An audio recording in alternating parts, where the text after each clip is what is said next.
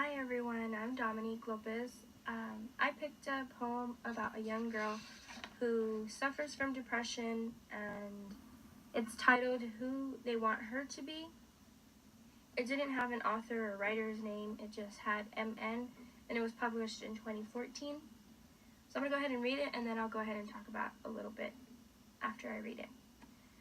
So she took a deep breath, she counted to 3, a picture in her head of who they want me to be. They wanted her to be normal, happy, and kind. They never thought that this girl would be blind. Not blind by the meaning, but blind in the heart. Blinded by darkness, blinded by dark. She walks around lifeless, her heart beating but dead.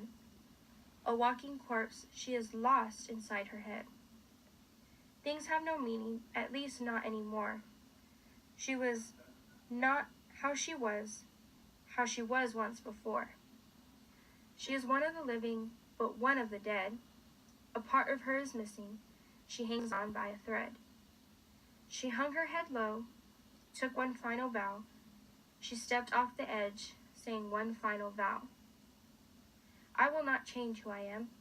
As hard as any of you try, this is me giving up. This is one last goodbye. So that is the poem. And there was a few questions that were to be answered. The first one was, why do you enjoy the poem? When I started looking through the poems, I didn't know which one to choose, and I was stuck between a few. But this one, after I read through it a few times, it just came to my mind the awareness of mental healthness, and how sometimes as a teacher we may see a student that is quiet and not wanting to participate or seems a little off, and we automatically assume that they just don't want to participate and they're just not wanting to be part of the classroom. But this poem kind of gives a little bit of insight to someone who's a teacher, if you read this, that there may be a deeper issue within the student, such as this young girl who suffers from depression, and because people are constantly trying to make her be someone she doesn't want to be. She's suffering with those problems of not feeling like herself, walking around but she is alive, her heart is beating, but she feels dead inside, just being lost inside her mind. Those are a few things that kind of stood out to me of how she feels, but on the outside she may look like she's unapproachable or not talkative or just shy overall, but there may be a deeper issue because she doesn't feel how she used to feel.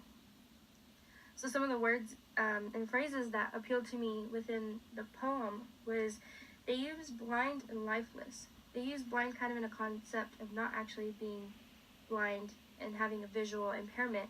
It's more of kind of not seeing what is going on, and she is just having a hard time kind of in a perception way of her life and her thoughts and her depression and anxiety and stuff like that. They also use lifeless in the poem, and I mean, if you think about lifeless, it's without life, but she's still alive and she still has the capability of walking and talking, and she just feels within herself like she's not living. So that could just be a way to show that she is living physically, but mentally and emotionally she's not living. Another one was that things have no meaning. A lot of the things that she is going through, whether it's school, life, all those type of things, to her just have no meaning. And it kind of is a bold statement how, everything has meaning in some sort, in some way, but this young girl just feels like there's no meaning. Another one was a walking corpse. When you think of a corpse, you think of someone who is gone and is passed away, and she feels like a walking corpse, which means to her she feels dead and useless and without life, and she's walking around feeling as if she's someone that's not alive anymore. Another statement that really appealed to the poem's message was, I will not change who I am. The poem's title is Who They Want Her to Be. So at the end, in the last stanza of the poem, she does talk about how she will not change who she is, and that she just wants to be who she wants to be and not have to cave into what others want her to be, or how they want her to talk, and how they want her to be happy and kind, instead of her being happy and kind in her own way. Another one that was on line 32 was "This is me giving up," which is the last stanza also, and it's the second to last line, and it's just her saying like that she just doesn't want to follow what everyone is trying to say, and she's giving up feeling the way she's feeling, and she's not going to change who she is. So the message overall just talks about how she wants to be her own person and not be influenced by others, and how she should act, look, talk, all those type of concepts that she's being faced with. Another thing that I wanted to talk about is, what does this poem mean to you? It really has to go back to the mental healthness of a person, and especially in any child that's only 11 to 17 or even older, or even younger, because some students may have issues starting from a younger age. But especially because myself, I suffer from anxiety, and sometimes it does impair the way I kind of conduct myself in a social setting, or just different things. It does impair a lot of my everyday life, I would say. But when you think about this poem is very powerful in talking about how you have all these types of thoughts going through this young girl's mind, whether she's walking around and feeling lifeless, she is suffering from,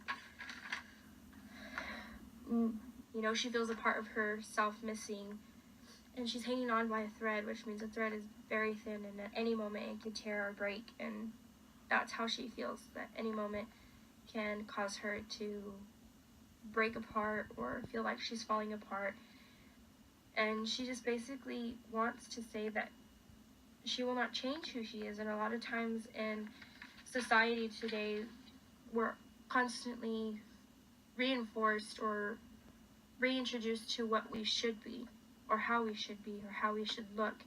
And it's all around us all the time, whether it comes from family members, friends, teachers, anybody that's in our lives can put an input of how they want us to be. So you never really understand how it affects someone when you tell them, well, I want you to be nicer, or I want you to be kind. And those little statements that you tell someone can cause them to feel somewhat of what this young girl was feeling. Another part were the elements of poetry. I did see some imagery and some metaphors that were used. There was one that was used that was not blind by the meaning, but blind in the heart, blinded by darkness, blinded by dark. To me, this is an imagery element in a poem, yet it's not pertaining to the actual sense of sight, because it's not the literal meaning that she's blind in a visual impaired way, but that she's blind to the meaning of everything, and she's blind in the heart. She feels like she doesn't have any emotion, any feeling, any type of way we feel when we're happy and content, and she's not. She's kind of feeling empty. There's another one that she walks around lifeless, her heart beating, but dead, which to a reader, when you think about that, you're walking around, which means you have a heartbeat. You're walking around, you're alive, you're not dead. But she's feeling that she's walking around feeling lifeless, without any life, but she's still considering that she feels dead, as if she's not around.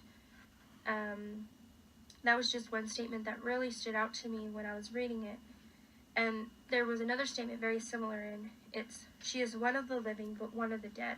So she is constantly going around her life, living, yet she's still having a difficult time feeling like she's alive with purpose and with determination to be who she wants to be, because she's still feeling that impact of people's statements and how people want her to be happy and kind, and she just doesn't want to be who they want her to be. She wants to be her own person, or who she feels like she should be.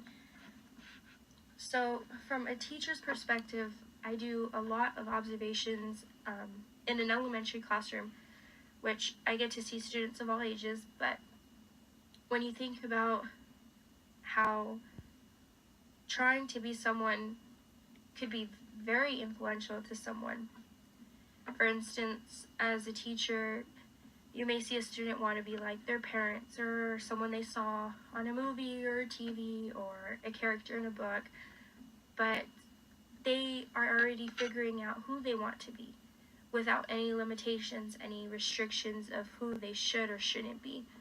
There shouldn't be any type of conditions of what you have to do in order to be someone, or having someone tell you, well, you can only be this or you can only be that. So, as from the teacher's perspective, when you see a student, any grade level, especially 11 to 17, as we're talking about, you do see those students that tend to be sheltered and quiet and do not want to participate, or just feel like they are constantly being criticized or looked at. And to you as a teacher, they might seem like they don't want to participate, or they just aren't engaged in your lesson or activity, but that might not be the whole case. You have to look at the deeper picture of, is my student really not wanting to participate, or is there an underlying message that they're trying to show you because they're quiet or they're not participating? As this young girl in the poem, she feels like she's walking around lifeless, and you might see some students that are walking around without any emotion, just feeling like they don't belong there. And it is something that they're trying to tell you, but in a way of not using words. So to look out for those little messages or hints that they might be showing you. But when I was looking through the poem and reading it and kind of breaking it down, I did have a feeling that this student, or this young girl, didn't really tend to talk about her feelings or have someone to talk to. She just kind of makes it seem like she kind of faces everything on her own. For the first part of the stanza, it says, she took a deep breath, she counted to 3, a picture in her head of who they wanted me to be. So she can kind of see what they want her to be, but to her, that's not who she's really set on being. So this kind of takes over how the rest of the poem plans out. So when they say that they wanted her to be normal, to her she is normal, but what is their definition of normal? And she's trying to fit into that definition, but to her she can't be who she is, because to her she has her own normal, and there's not just one kind of normal. So it says they wanted her to be normal, happy and kind, but they never thought that this girl would be blind. Not in the sense that it's the literal meaning of blind, but she just continues through her life or her day, or however this poem is talking about, whether it's over her lifetime or over a day, as it doesn't specify, but she just walks around. Her heart is beating, but to her, she's dead. She still has that sensation of her heart beating, and she knows she's alive. But to her, her purpose and meaning is just not there. And she's lost inside her head. She doesn't feel her emotions and her thoughts, and just so much can go in her head and her mind, and it's all being confused with everything that everyone's trying to instill in her to be someone, and she wants to be something else. Just this poem had a really deep meaning as to how many students are facing depression, anxiety, social anxiety.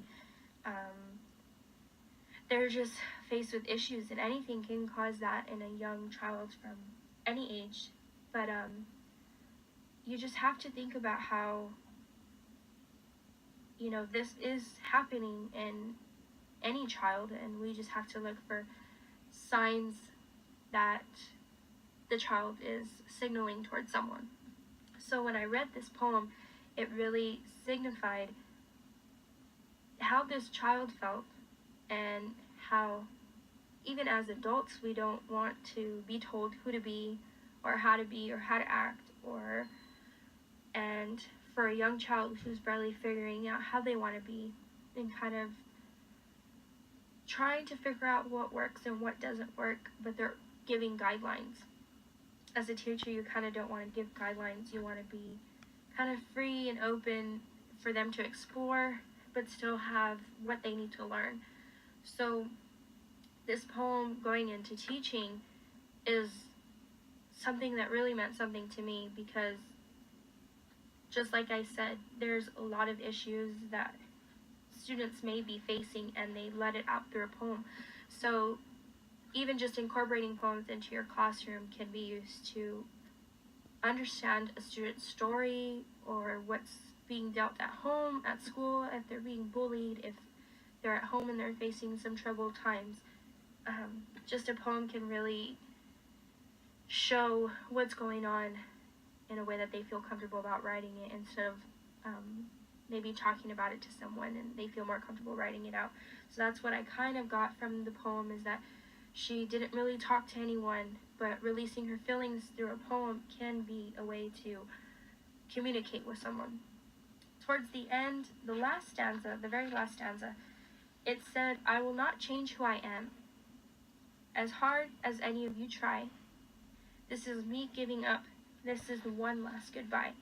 I was a little conflicted about this part, because I didn't know if she was saying that she's giving up on all her feelings and anxiety and depression, and her feeling lifeless and her lost inside of her own mind. I just felt like she was either saying she was giving up on all of that and giving up on listening to people tell her who they wanted her to be, and just kind of letting all that go and just living her life and being who she wants to be, to kind of relieve all that stress and depression and all those feelings that she's feeling, and just come to life.